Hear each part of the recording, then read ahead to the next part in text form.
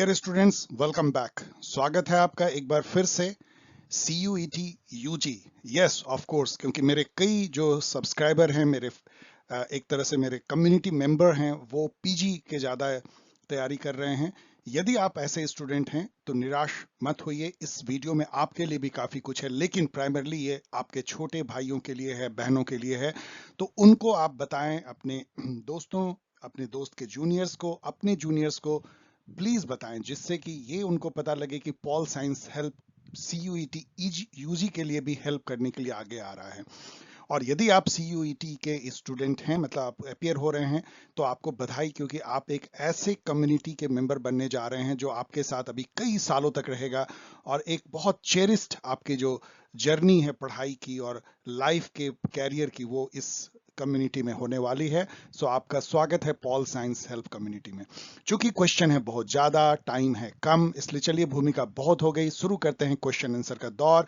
आज हम लोग चर्चा कर रहे हैं चैलेंजेस ऑफ नेशन बिल्डिंग, और उससे निकाल के मैं लाया हूं 60 क्वेश्चन। यस, इससे ज्यादा क्वेश्चन सेटर को भी बनाना मुश्किल होगा। So let us begin. Which of the following were not on the one of the, sorry यहाँ पे हड़बड़ी में मैंने बनाया है, माफ कीजिएगा। One of the challenges of nation building face by India just after independence. आपको पता है इस चैप्टर में नेशन बिल्डिंग के 3 चैलेंजेस बताए गए हैं, उससे शुरुआत हुई है और एक चैलेंज को पूरे को इलाबरेट किया गया है, 2 को आगे के चैप्टर में। वो 3 चैलेंज कौन है? देखिए, नेशनल यूनिटी एंड सिक्योरिटी की बहुत बड़ी चैलेंज थी। एक फ्लेजलिंग नेशन, फ्लेजलिंग मतलब कि जो अभी जस्ट आजाद हुआ है, लड़खड़ा रहा है, वैसा नेशन, हर तरफ से पार्टीशन की आग लगी हुई, तो नेशनल यूनिटी और सिक्योरिटी बहुत बड़ी बात थी। एस्टैब्लिशिंग डेमोक्रेसी, और डेमोक्रेसी को भी डिपेंड करना था, डेमोक्रेटिक प्रैक्टिसेस, इंस्टीट्यूशन बनाने थे।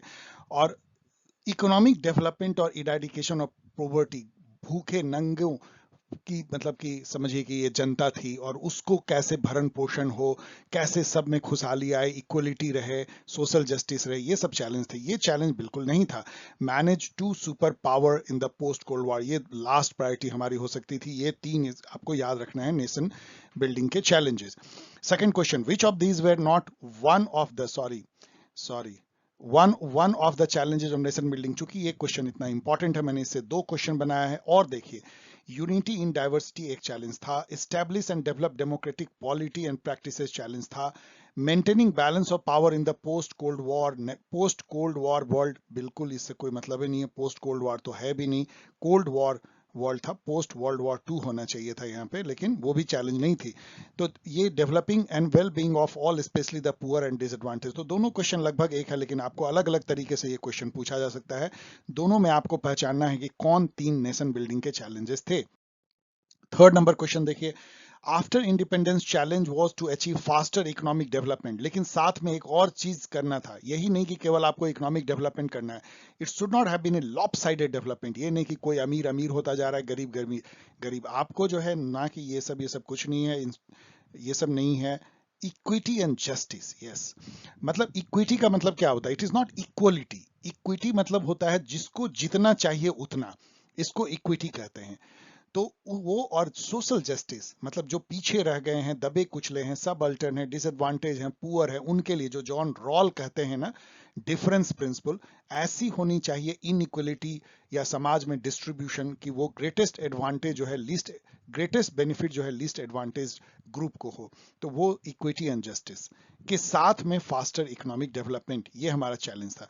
According to Nehru ji, first prime minister, what will result into a festering sore. अब ये वर्ड आपको जानना चाहिए, फेस्टरिंग सोर मतलब एक ऐसा घाव जो कभी सूखता ही नहीं है, बच्चों को हो जाता है और बहुत दवाई खाने के बाद भी वो कभी कभी ठोकर लगती है, उसको फेस्टरिंग सोर बोलते हैं। तो क्या हो जाएगा फेस्टरिंग सोर इंडियन बॉडी पॉलिटिक का नेहरू जी के अनुसार? क्या फेलियर टू एस्टैब्लिश डेमोक्रेसी? नहीं। Failure to have faster economic development? No. Failure to take care of feeling of minority community? Yes, yes, ये तो है, लेकिन इससे भी अच्छा है, सॉरी मेजोरिटी कम्युनिटी लिखा है, मेजोरिटी कम्युनिटी फीलिंग को नहीं, लेकिन failure to give the minority security and right of citizen. Nehru ji कहना था कि यदि माइनॉरिटी जो एक सब्सटेंशियल नंबर में हमारे यहाँ रह गए हैं, ये हमारी नियति है, मुस्लिम हैं, सिख हैं, ईसाई हैं, उनकी भावनाओं को यदि हमने ध्यान में नहीं रखा और उनको हमने इक्वल सिटीजनशिप राइट नहीं दिया, तो वो हमारे लिए एक नासूर, एक ऐसा घाव बन जाएगा जो हमेशा मतलब हरा रहेगा। ये उनका कहना था। विच is not correct about the two nation theory. आपको पता है कि जिन्ना और उससे भी पहले रहमत अली और इकबाल इन सब ने जो है मुस्लिम लीग के बैनर तहत टू नेशन थ्योरी दिया। तो उसके बारे में यहाँ चार स्टेटमेंट है, एक गलत है। It was floated bye Muslim league of course, लेकिन उसके पीछे और कुछ लोग थे जो thought leader थे, like Rahmat Chaudhary, Iqbal and all. Congress reluctantly acceded to the theory. No, Congress ने कभी टू नेशन थ्योरी को नहीं माना, इसको बिल्कुल रिजेक्ट किया। तो यही सही है, मतलब ये नॉट है, ध्यान दीजिएगा। It claim that India consisted of not one but two people और नेशन, हिंदू एंड मुस्लिम, ये तो था। And Muslim League demanded Pakistan on the basis of this theory. आपको ठीक से जानना चाहिए टू नेशन थ्योरी का नेशन क्या है, ये भी अभी यहाँ टाइम नहीं है, मैं तो बताऊंगा। Who was the undisputed leader of the Northwestern Frontier Province? इसको NWFP, sorry, north western frontier province कहते हैं। वहां के एक ऐसे शानदार नेता थे जिनका मैं फोटो देता, साढ़े 6 फीट का कद, ऊंचे लंबे, उनको फ्रंटियर गांधी कहा था। उनका नाम क्या था, ये मैंने बनाया है, लेकिन सही नाम आप बिल्कुल पकड़ सकते हैं, जिनको बाद में भारत रत्न भी दिया गया था। And he was perhaps the first foreigner जिनको कि भारत रत्न दिया गया था। मैं मेमोरी से बोल रहा हूँ, चेक कर लीजिएगा नेट पे। और इनका नाम था खान अब्दुल गफ्फार खान, ना कि खान अब्दुल गफूर खान या खान अब्दुल कलाम खान, नहीं, खान अब्दुल गफ्फार खान। सीमांत गांधी या फ्रंटियर गांधी, गांधीयन थे। एंड ये पाकिस्तान में विलय नहीं चाहते थे इंडिया में, लेकिन उनका बस कैसे चलता, वो तो टेरिटोरियली उस साइड में थे, तो उनको विलय करना पड़ा, Pathan. What is not correct about partition? Partition के बारे में जितना भी पढ़िए कम है, और एक त्रासदी थी, हॉलोकास्ट था, उसके इसमें चार स्टेटमेंट में एक गलत है। It was based on two nation theory, सही है, ये गलत नहीं है। Two provinces of Punjab in the west and Bengal in the east were bifurcated according to the religious majority at the district और इवन लोअर लेवल। यस, नीचे के level तक बंटवारा किया गया, इस बेसिस पे कि मुस्लिम ज्यादा है या Hindu. All these divisions were completed before 14 August 1947। No, ऐसा नहीं हुआ था, यही प्रॉब्लम थी। 14 अगस्त की रात को बंटवारा नहीं हुआ। लोगों को पता नहीं कि वो पाकिस्तान में ही कि इंडिया में है। आज़ादी किसकी मनाए, इंडिया के आज़ाद होने की, पाकिस्तान के आज़ाद होने की। इनका फेट बिल्कुल बहुत दिनों तक जो है वो बंटवारा चलता रहा कि कौन इंडिया में जाएगा, कौन गांव का दो भाग हो गया, स्कूल के दो भाग हो गए, लाइक दैट। तो ये स्टेटमेंट तो सही होगा ही। Khan Abdul Ghaffar Khan was oppose to the idea of two nation theory, of course. Which is not correct about the after effects of partition? Partition के इतने आफ्टर इफेक्ट हुए, रिफ्यूजी से लेके और होलोकास्ट, मर्डर एंड इंडिया और पाकिस्तान के पॉलिटी पे उसका असर, migration and all. Both India and Pakistan face the problem of minority. Yes, huge minority इधर से उधर आ गए, उधर से इधर आ गए।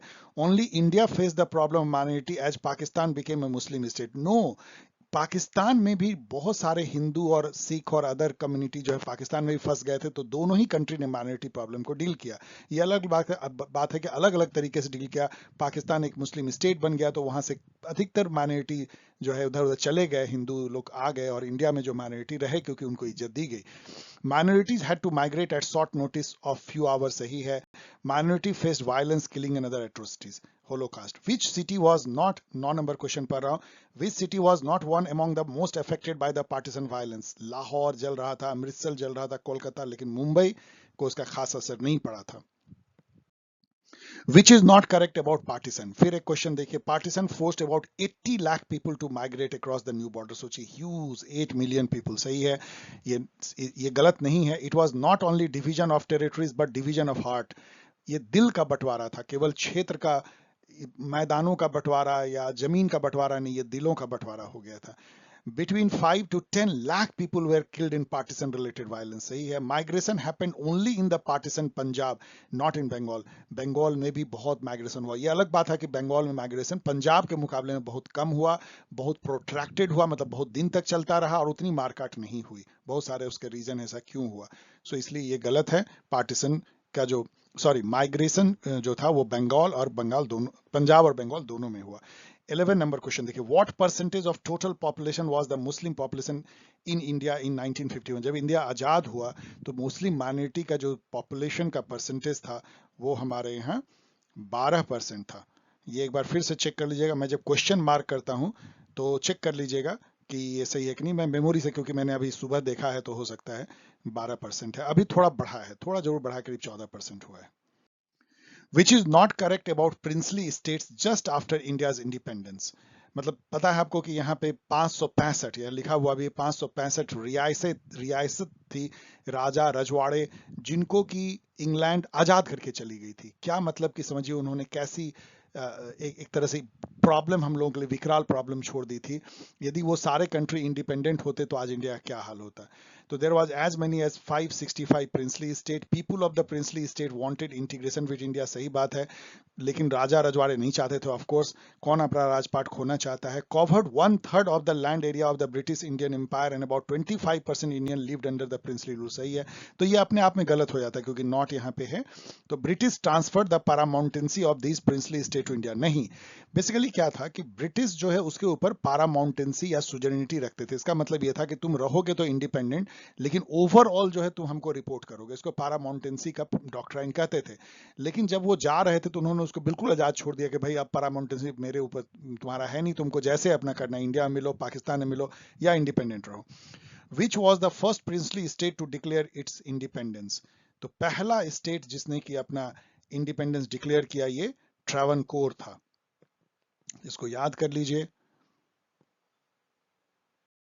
Which of these was not one of the approaches of the Indian governments for integration of the princely state? मतलब बहुत सारे अप्रोचेज इंडियन गवर्नमेंट ने अपनाए जिसका कि नेतृत्व पटेल जी कर रहे थे, लेकिन इसमें से कौन नहीं था? Taking advantage of the wishes of the people of the princely state, yes, उस पर पब्लिक प्रेशर बनाया गया कि यदि आपकी जनता चाहती है इंडिया में मिलना तो आप क्यों नहीं मिलने दोगे।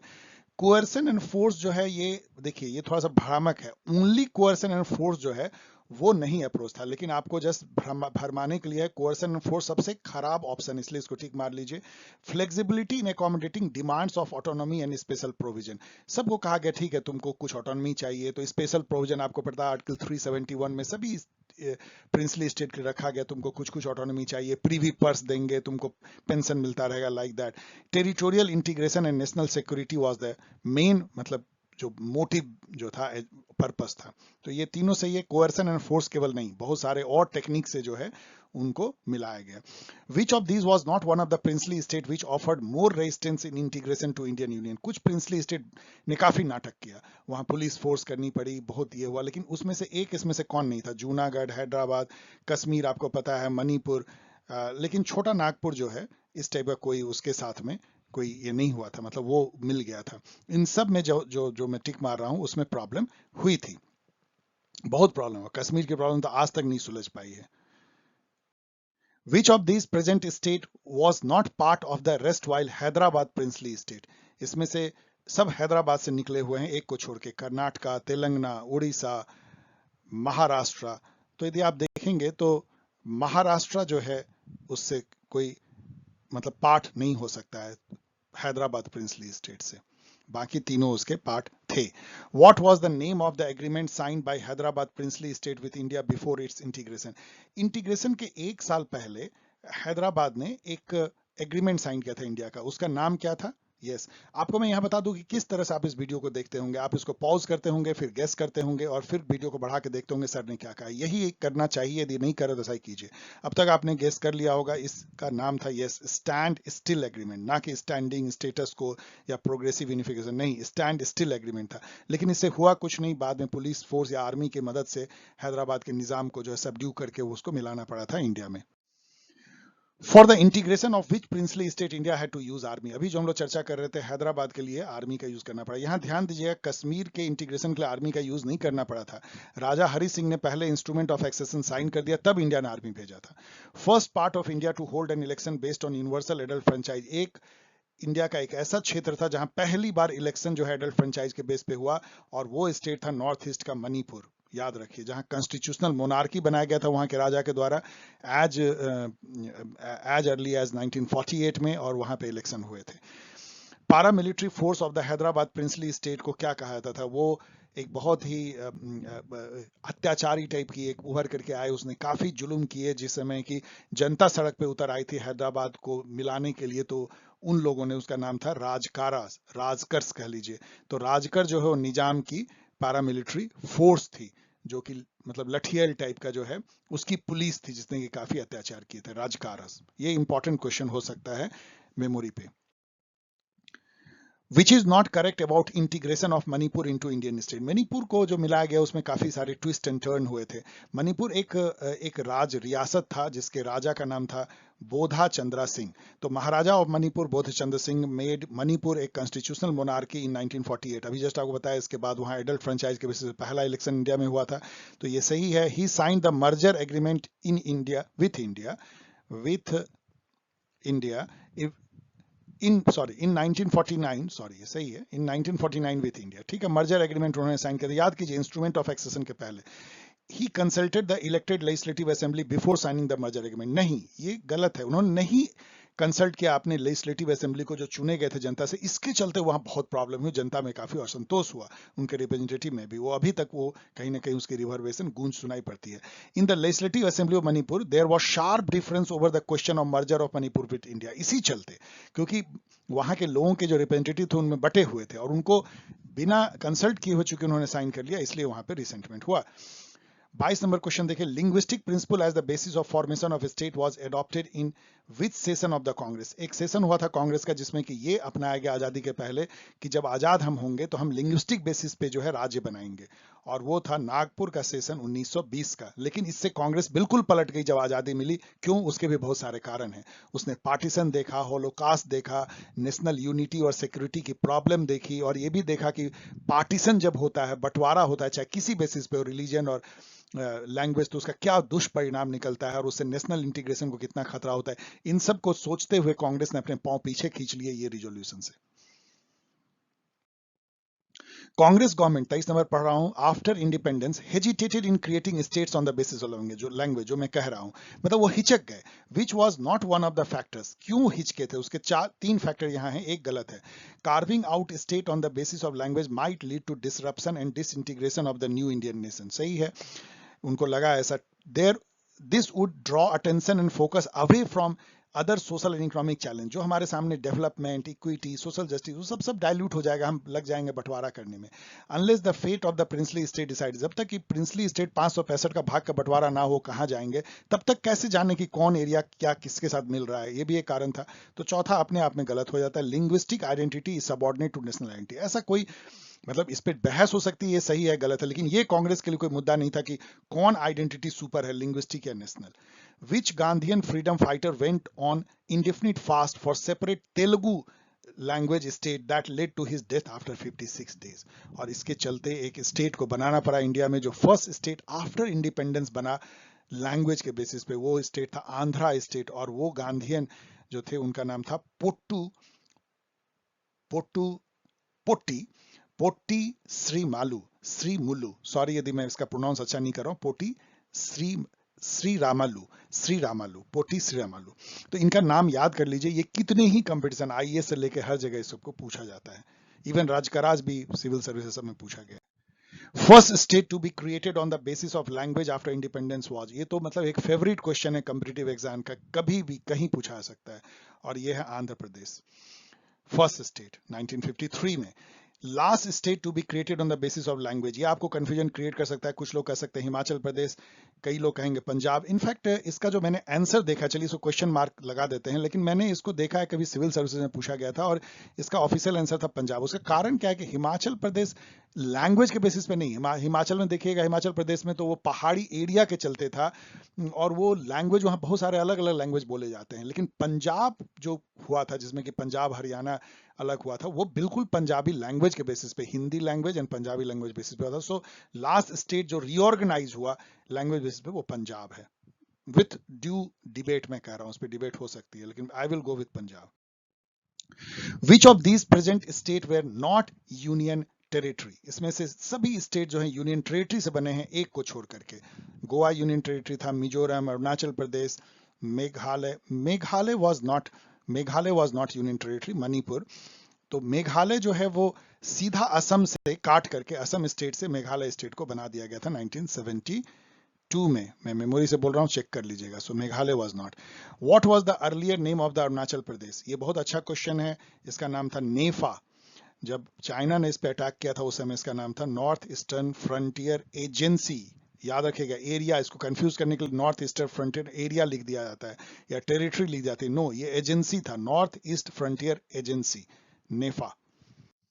विच of these new states were not created in 1987? 87 एक ऐसा ईयर था, 2001 भी ऐसा ईयर था जहां तीन तीन स्टेट एक साथ क्रिएट हुए। 1987 में भी, 2001 में भी। 87 में क्रिएट हुआ था गोवा, मिजोरम, अरुणाचल प्रदेश। नागालैंड तो 1963 में ही क्रिएट हो गया था, और 2001 में क्रिएट हुआ था झारखंड, छत्तीसगढ़ और Uttarakhand. Which is not correct about Sardar Vallabh Bhai Patel?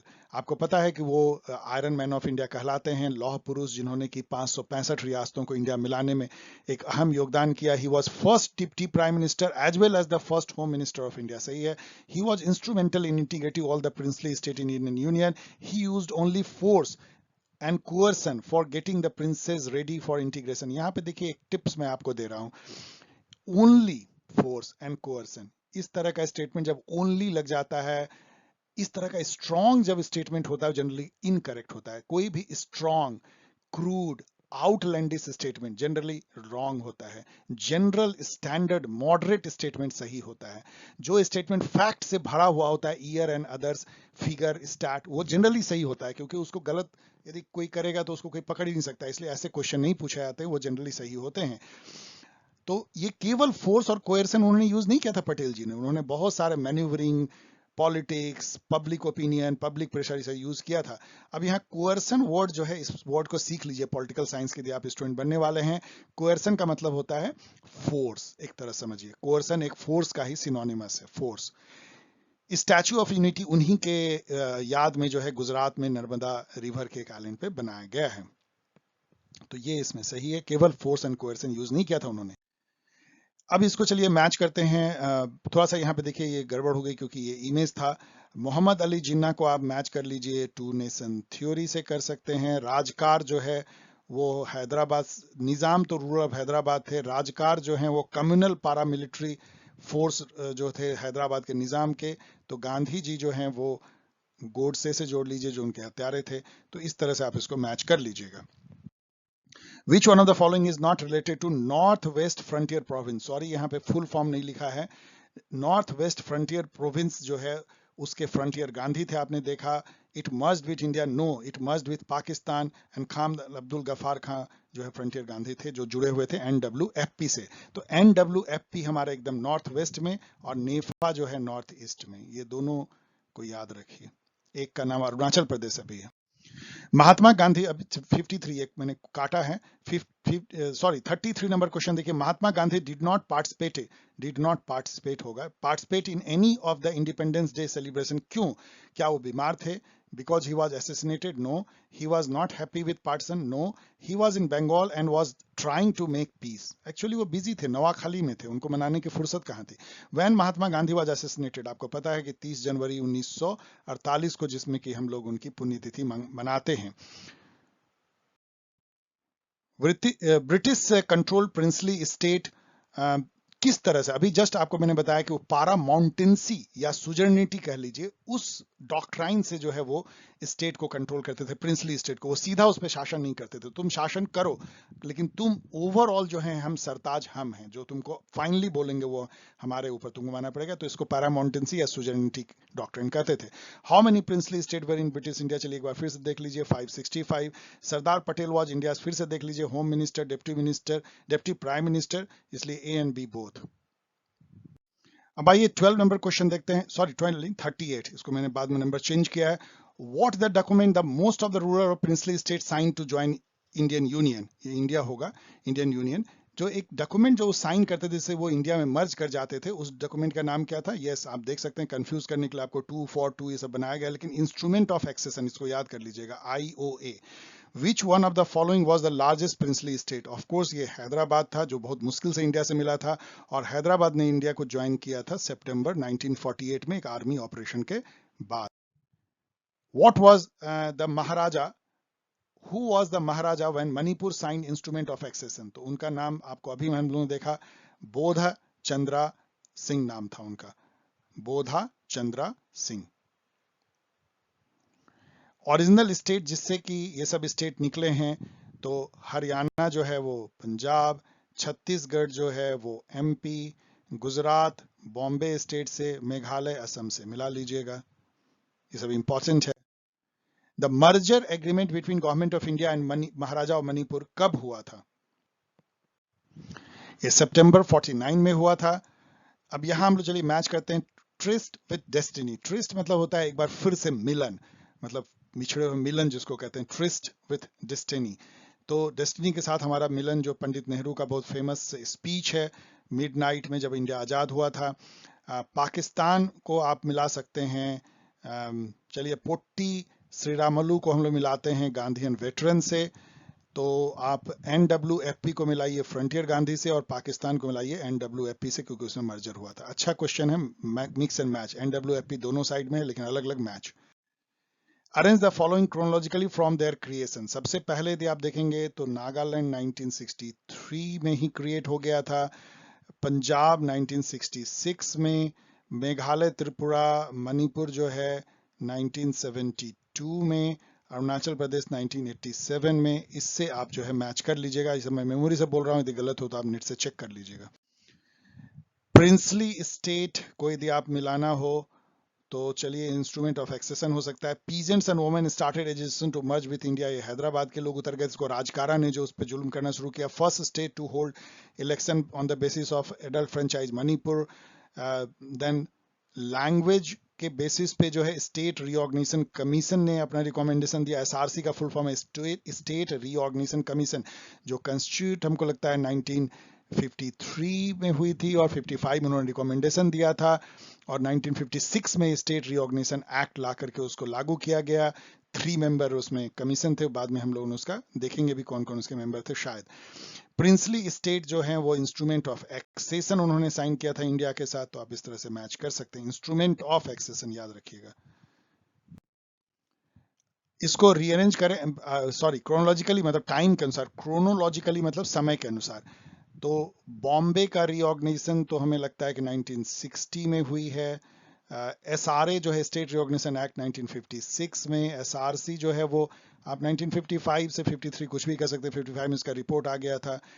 Andhra state जो है 1953 में बनी थी, तो इस तरह से आप इसको मैच कर सकते हैं। मैंने सबका डेट दे दिया है। विच is not one of the states created in 2001। मैंने आपको बताया कि 3 स्टेट क्रिएट हुए थे, झारखंड, छत्तीसगढ़, उत्तराखंड। झारखंड बिहार से, छत्तीसगढ़ MP से, और उत्तराखंड UP से। लेकिन हिमाचल प्रदेश तो 1971 में बना था पंजाब से। Telangana was created on the basis of, किस बेसिस पे तेलंगाना बना था? Language no, development no, regional identity के बेसिस बना था। सेम लैंग्वेज तेलुगु होते हुए भी रीजनल आइडेंटिटी के बेसिस पे तेलंगाना बना, याद रखिएगा। द ओल्ड मद्रास प्रोविंस जो है वो उसका आज कौन सा पार्ट जो है, कौन कौन सा स्टेट ओल्ड मद्रास प्रोविंस का पार्ट है? एक समय मद्रास, बॉम्बे और वेस्ट बंगाल में बंगाल प्रोविंस, ये 3 बड़ा बड़ा प्रोविंस होता था। तो मद्रास प्रोविंस के कौन कौन पार्ट हैं? तो इसमें आप इनको केवल छोड़ दीजिए, मैसूर और बॉम्बे को। तो आंध्र प्रदेश, तमिलनाडु, कर्नाटका, तेलंगाना, केरला, ये कर्नाटका सब जो है मद्रास प्रोविंस के हैं। तो 1 2 3 हो जाएंगे।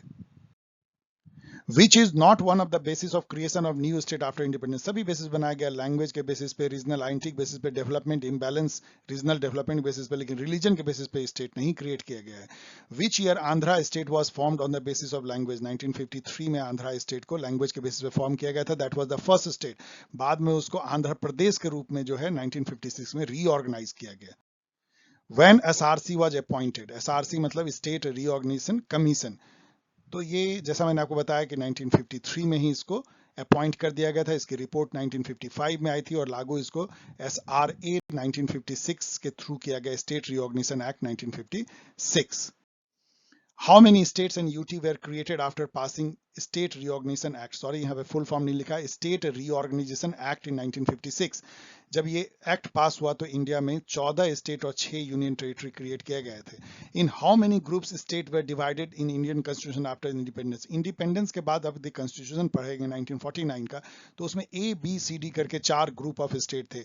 ए जो है फॉर्मर ब्रिटिश प्रोविंस थे, जो कि जैसे बंगाल, मद्रास, मुंबई, ये सब। B और C जो है वो प्रिंसली स्टेट को रीऑर्गेनाइज करके बना था, जैसे PEPSU and others. And D जो है अंडमान निकोबार को अलग ही रखा गया था, एक अलग ग्रुप में। ये 4 ग्रुप बनाए गए थे। ये सब थोड़ा आउट ऑफ सिलेबस है, लेकिन जुड़ा हुआ है अर्बिट क्वेश्चन। इसको चलिए मैच करते हैं। 58 नंबर क्वेश्चन, विदर्भा। अब ये नया स्टेट का मांग जो है महाराष्ट्र में हो रही है, हरित प्रदेश UP में मांग हो रही है। 1966 में पंजाब को लैंग्वेज के बेसिस पे जो लास्ट स्टेट रीऑर्गेनाइज किया गया लैंग्वेज बेसिस पे, और JNK का जो है मतलब एक तरह से रीऑर्गेनाइजेशन हुआ 2019 में, जहां पे कि आर्टिकल 370 को खत्म किया गया, 35 को खत्म किया गया, और वहीं पे जो है जम्मू कश्मीर को दो जो है वो यूनियन टेरिटरी में बांट दिया गया। तो ये चीजों को आपको पता होना चाहिए, ये सारी चीजों को।